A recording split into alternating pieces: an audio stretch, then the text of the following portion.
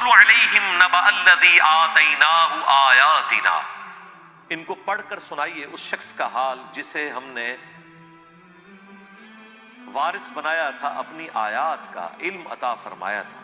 فَانْسَلَخَ مِنْهَا، وہ خود ہی اس سے پٹا توڑ کے نکل گیا، یعنی ہم نے تو اسے بلند کیا تھا لیکن اس نے نافرمانی کی روش اختیار کی۔